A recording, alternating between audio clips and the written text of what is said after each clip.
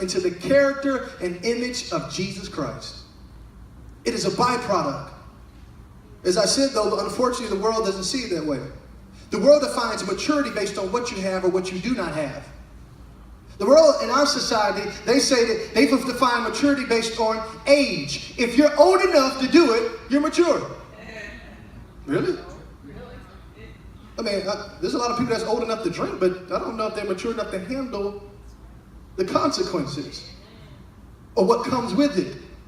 The issue with age is this: age does not define maturity. Look at your neighbor and say, age does not define maturity.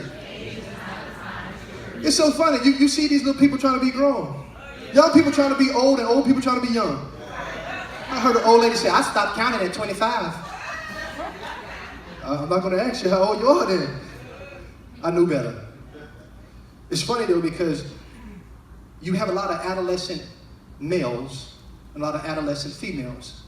And it's not based on age, it's based on maturity. You can look the part, talk the part. You ever met somebody you're like, ooh, boy, okay, especially if you're single, let me say it that way. You're like, okay, they look good. They got this, they got that. And you come and speak to them, but they have no substance. They have this, it's like, where, did your mama not teach you manners? Or do you not have social skills? Do you not have an understanding of how to engage in conversation? Do you not know how to treat people? You must have missed that class because you look grown on the outside, but unfortunately on the inside, you're so immature. And this is the issue with believers. I've told you this before. We want the title of Christian, but we don't want the work of a believer. We want this title. We want it. Yeah, I'm grown. I'm a Christian. But what work are you doing? Or when we get the work of a believer, we have the work of a believer, but we don't have a heart of a disciple. And that requires discipline.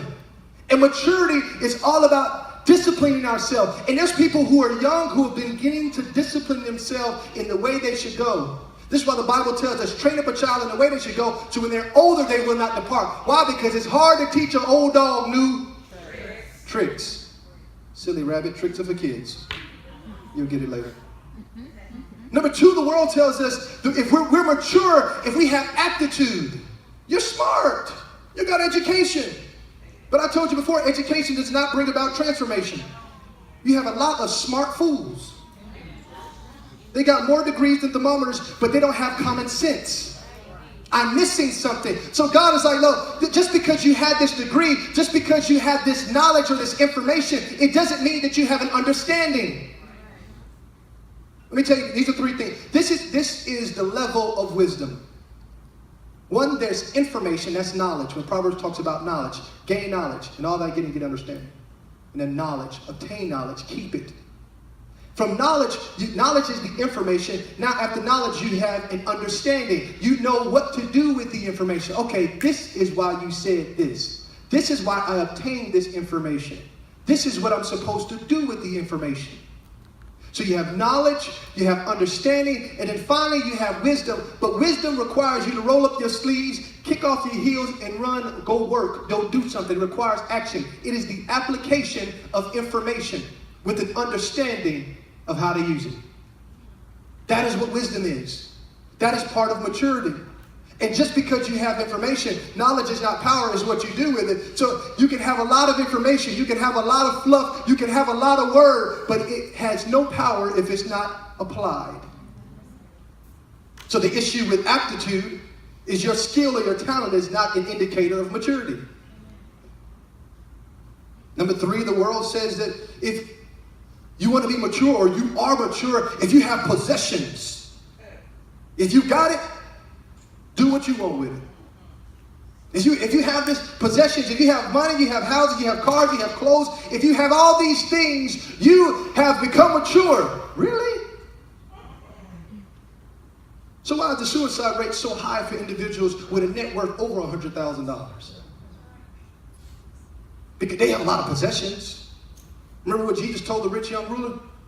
Go sell everything you have. He said, nah. She said, the rich ruler, I can't do that. I'll follow everything, but that, no. He said, go give it to the poor. No, I can't do that. That's my possessions. That's what I have. That's what I've obtained. That's what I've gained. You want to take my possessions? God? Really? And what he ended up saying, what he ended up saying, he says, what does it profit a man if you gain the whole world, but you lose your soul? What good is it if you got all these things because none of this stuff can go to the grave with you? When you die, somebody else gonna get it. I mean, it really is. And as a matter of fact, your body becomes, if you're not cremated, becomes food for the worms. You've seen Lion King. It's the circle of life. Y'all don't pay attention to the movies. Am I that deep when it comes to? I watch the movies.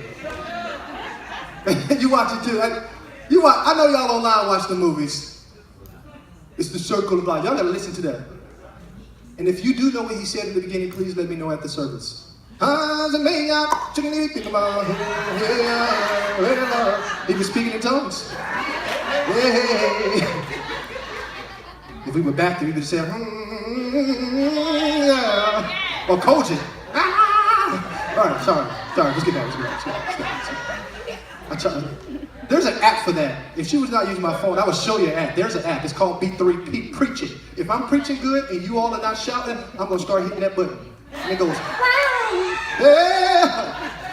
It's okay. We contemporary still. Okay, we good. Here's the issue with possessions. We know material things do not determine maturity. Possessions only amplify who you are. Wealth amplifies who you are.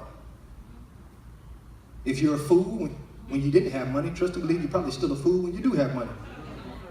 Just because you inherit the money. Think about this. People who win the lottery.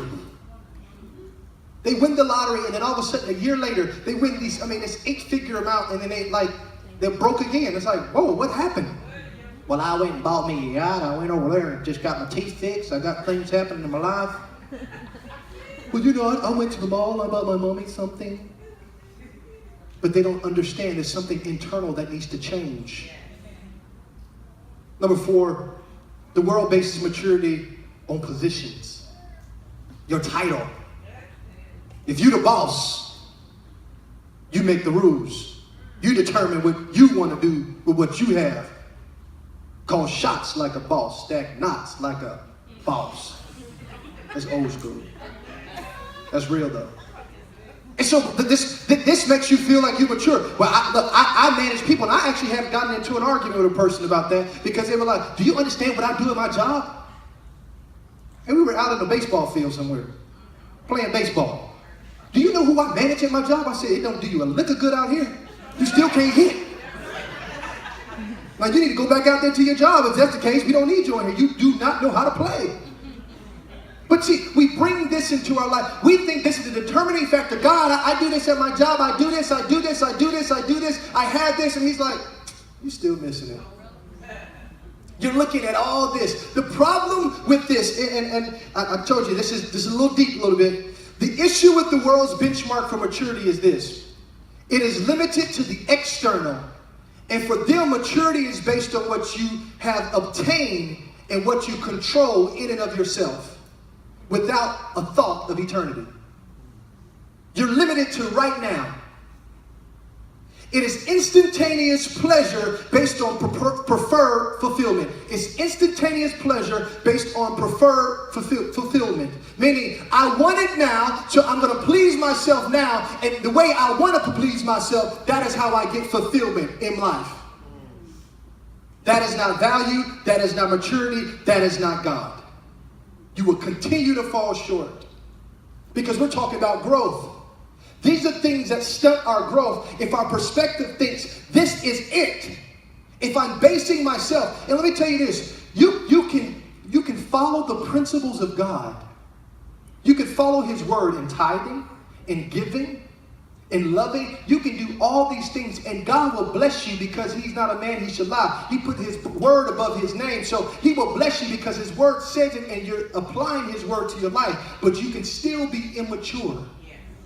You can still lack character. You can still be inadequate. You can still be so far from God, even though you've used his principles to get blessed. This is why I never forget. There was a prophet friend of mine. I've known him since I was a little boy. And he said this. He said he was in a dream one day. He was dreaming. He started asking God these questions. Why did you not make believers multimillionaires and billionaires? He said, why didn't you do that? Why do we have so many people who I don't want to use the word wicked, but that's what the Bible says, wicked. But these people who don't know you, why is it that they get blessed? And he said, the Lord told him, he said, clear as day, he said, because they apply my principles. They apply what I said. Unfortunately, you know me, but you don't apply me to your life. Because he is the word.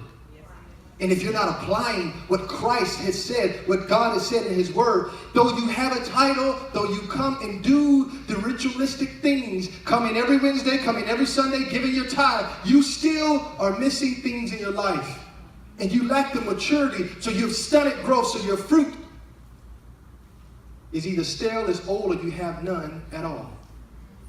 This making sense? All right, can we go deeper?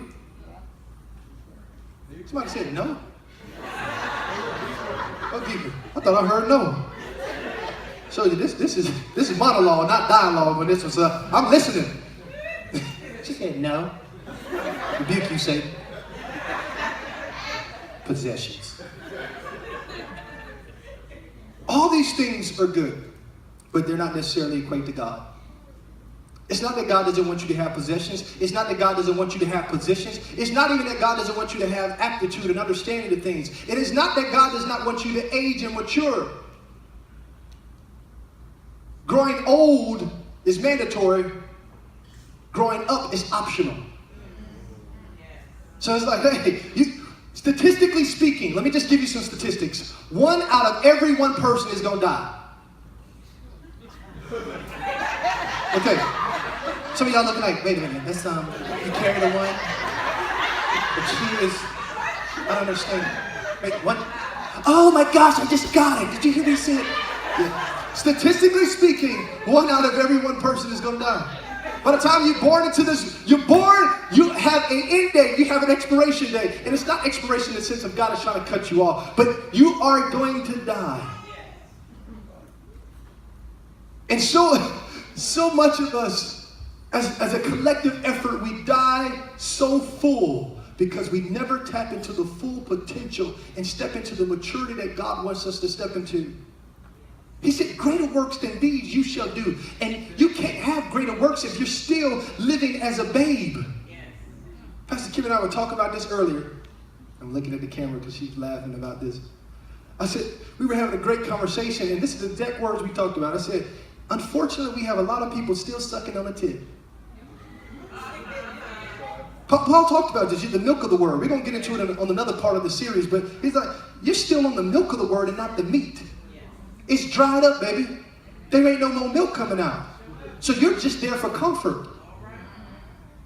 You're there because it's easy and it's comfortable for you. Now, if I was a mama, I'd just drop you. There ain't nothing there, baby.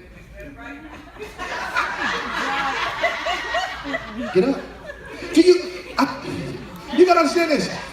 When God is weaning us off of things, when he's trying to mature us, and I know I'm putting a little bit of joke in here because I want you to laugh, but I want you to get this. Because when God is weaning us into a level of becoming mature Christians, it is uncomfortable. Yes, it is. It challenges us in every shape and form.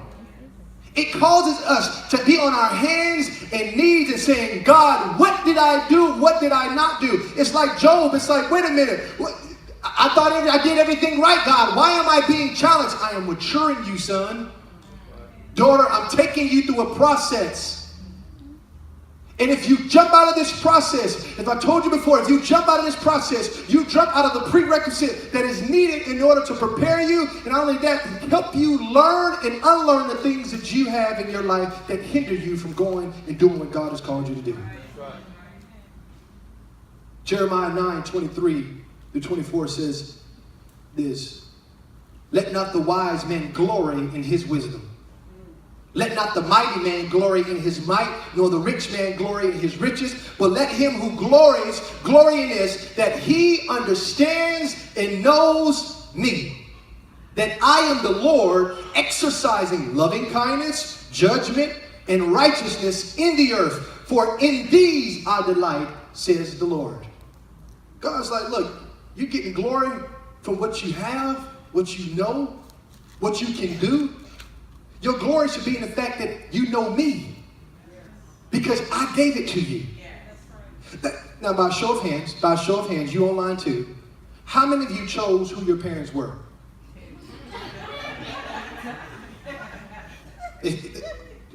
I'm watching, I'm looking. Some of y'all scratching your head. How many did you choose who your parents? How many of you chose where you were going to be born? Now, I don't know why we think, maturity is not just about what I'm holding on to, but what I'm willing to let go of. And what I let go of is the fact that I am not in control. God got this. And it's not a cliche, because some of us use it as a cliche. Well, you know what? God got this. That means I ain't going to do nothing else. No, that's foolish. God has called you to do something. At what God ended, he causes you to begin. At the ending of what God did, let me give you just this tidbit. There's 4 things every human being is born with. We're going to talk about it another, maybe months from now. But I'm going to give you these 4 things every human being is born with. Number 1, you're born with time. And I'm not going to elaborate. Just get it, write it down, pray about it later. We'll talk about it later. 2, you're born with an assignment. 3, you're born with an ability. And number 4, you're born with choice. The only thing that belongs to you on that list is choice. Because God knows the number of your days. He's already given you a purpose and given you an assignment. Your job is to figure it out. He's giving you ability, understand it, cultivate it, stir up the gifts that were given to you by the laying on of hands, Timothy. Now, choose you this day who you're going to serve. Make a choice of what you're going to do with those things. This is maturity. Look at your neighbor and say, it's time to grow up. So what is maturity? What does it mean to really grow up? I told you growth is intentional. That means maturity requires a process.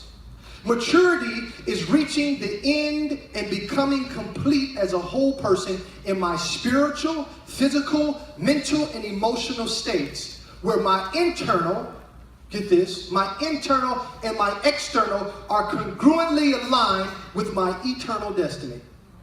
I'm going to tweet that later so you can just get it later. When the disciples said, Father, teach us how to pray.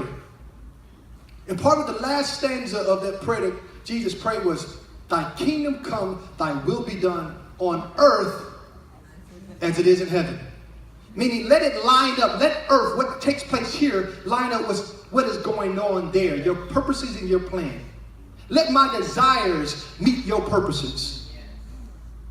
Maturity is based on experiences and your emotions, which comes down to how you think, respond, and you act to situations. I'm going to say this one. This was tough for me to say, and I'll be honest with you. Because in my prayer time, looking at this, it checked me, what I'm about to tell you. And this is what I'm about to tell you here.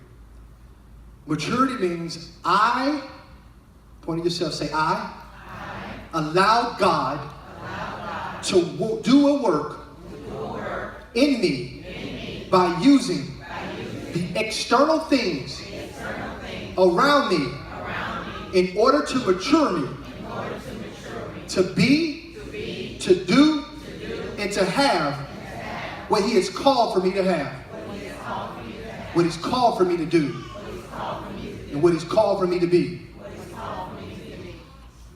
In our flesh, we look in the mirror. This is how we see our reflection. If there's anything wrong with me, I look in the mirror. This is how I can see. God uses, in order to bring out the internal, God uses challenges. That's right. He uses trouble. He uses pain. These are the mirrors to gauge what's going on in the inside. Because this flesh I can see through a regular mirror, but I cannot really see who you are until I take you into a situation, until I put you into a circumstance that's uncomfortable, it's not easy, it's like nagging, it's frustrating. It pulls out your true character. We got to pull out our character. He's trying to develop our character. And some of us, we don't like that because it don't feel comfortable. This makes sense. I told you, this is just the first part. This is the teaching part. You still with me? So, I'm looking at our time, and I know y'all always look like, Pastor Steve, what do you have in these boxes? Y'all want to hear what is in these boxes? You want to see what's in here? Okay, we're going to wait some more then. Wow. The Lord's working on you. External. He will use external. Do you know what that means? With Joseph, David talks about Joseph in Psalms, he says, the word tested him until the appointed time. God said, I knew you were going to go through trouble, but I allowed the trouble in order to pull out the weaknesses in your life, in order to solidify the strengths that I need for you to have in order to do what I've called you to do. Because if Joseph, think about Joseph. If you don't know Joseph, that's the coat of many colors. That's the dude they throw in the pit, and all of a sudden he became Egyptian. He is the reason why think about it. He's the reason that why Israel came to Egypt. And then they were enslaved 400 years. Enslaved 400 years. But God said, I did that so the sins or the iniquities of the Amalekites could come to full fruition. I purposely set these things up. I purposely caused trouble so I can get rid of the things that do not need to be in your future, and at the same time that I can solidify and I can prepare you for the things that you need in your future. Does that make sense? You still with me? You still with me? Good to see you. Good to see you. Let's go to Genesis chapter 1, verse 28.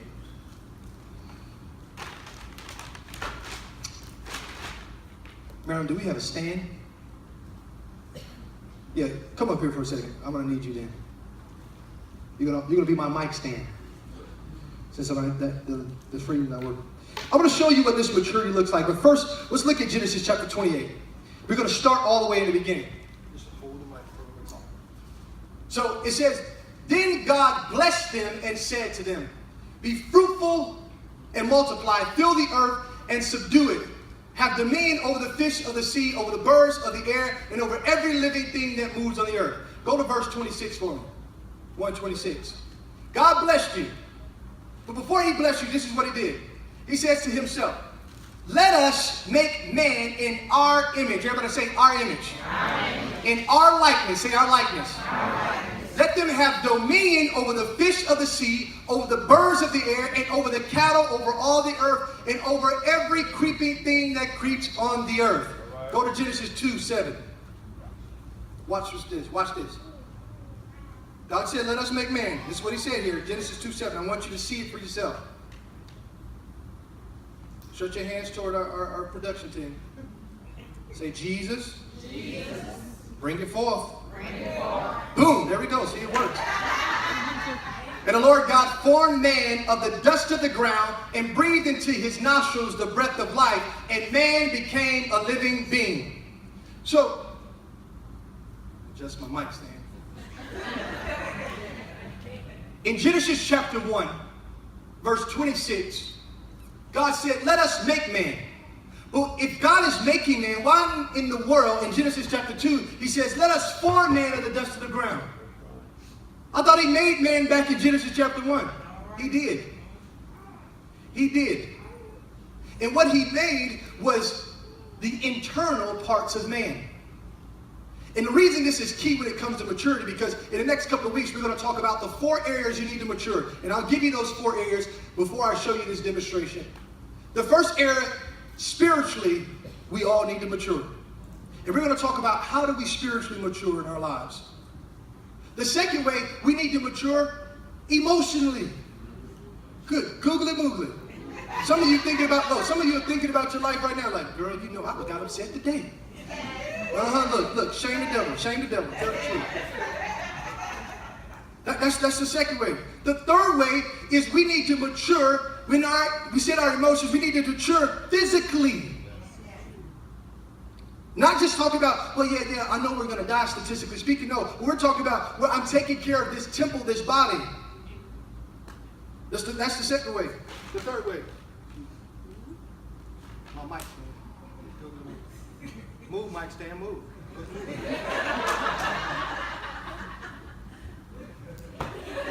We're going to get it together. We're going to get it together. The next way, the last way, is mentally.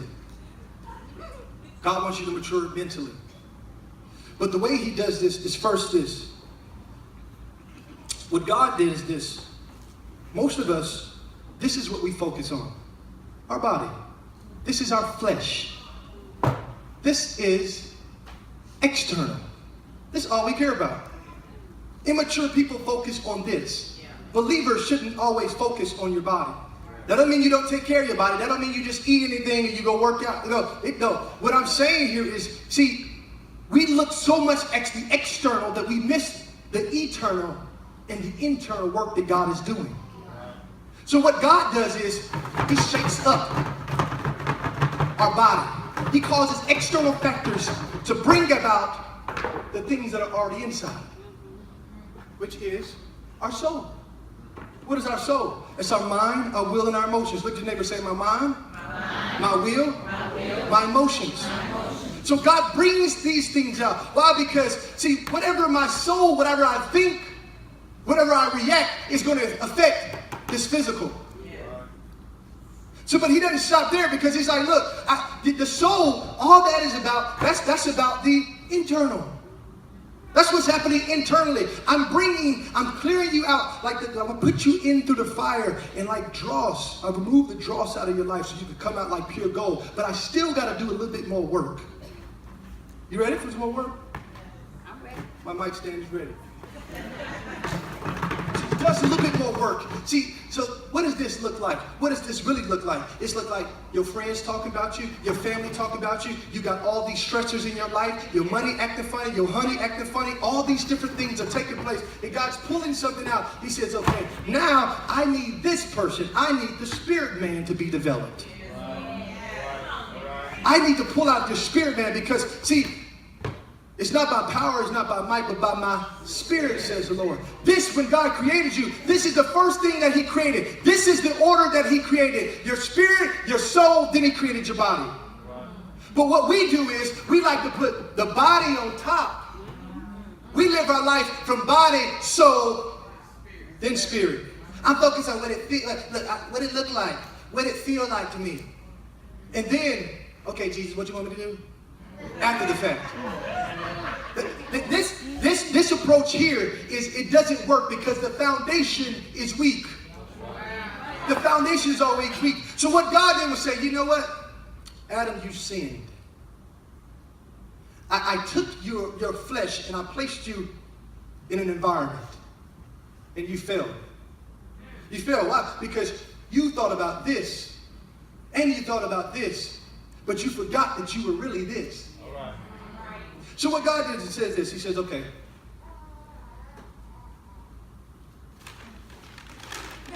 Some more goodies. God says, I have to make arrangement. I've got to make some adjustments.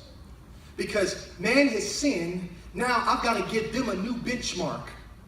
Because Adam and Eve are not the benchmark any longer. Yeah, Adam named all the animals. He had an aptitude. He had the title of dominion. He was the man that had dominion. He had ability, he had power. He was not going to age. He had all the accoutrements and the external things that the world would say, yeah, you're mature. But God said, no, you're not. You sinned. You caused separation from me. And as a result, you no longer can be that example that I need. So I got to create a second Adam. His name is Jesus. Because when you live like this, this brings about this death. Because your body's going to decay, your mind, you're going to lose it, and your soul, your spirit's going to live on to eternity. But now it's going to be living in separation from me, which means hell. Hell was not created for us. It was not created for us. But because we allowed the enemy to slither in and rearrange how we are supposed to be mature, how we're supposed to operate in life, he is taking control. And as the wages of sin is death, that's what we have when we live with our body first or our flesh first, and we later on think about how we feel instead of thinking about how God really made us. All right. Okay. So what the Lord did was this. He said, okay, this is what I'm going to do. I'm going to send my remnant. I'm going to get my blood. I'm going to take death, and I'm going to wrap him up. And what I'm going to do is I'm going to put it in your body. Because all of us, statistically speaking, are going to what? Die. So yeah, you're going to live to a certain point. But I'm going to leave it in there. What I want to do is this. For your mind, your will, and your emotions, what I'm going to do with this, I'm going to transform this. And the way I'm going to transform this is by this word. You've seen it before. I'm going to take grace, my cross, and I'm going to allow my son to give his body, take your death, put in grace. So now your mind can be transformed. It can be renewed. So now, all what you have left is this. Your spirit. And what I do with your spirit is this. I take the word of God and I place it in there. But the word, people think the word is just the logos. No, this is Rhema. Right. This is Jesus himself. And he doesn't come by himself. I place him inside of you. So it's no longer you living. Now you're living with eternity mindset. You're living in a way where everything is lined up according to my word. So you're no longer scared of death because I took care of that. You're no longer scared of condemnation and judgment because I took care of that through grace. All you're worried about, Lord, what you going to do with me? How you going to do it? Because I know where I'm going is a lot better than where I am. Because I'm mature enough to understand that everything that you did for me is a benefit, not just for right now, but also for eternity. This is the beginning of our series. And we'll be here next week.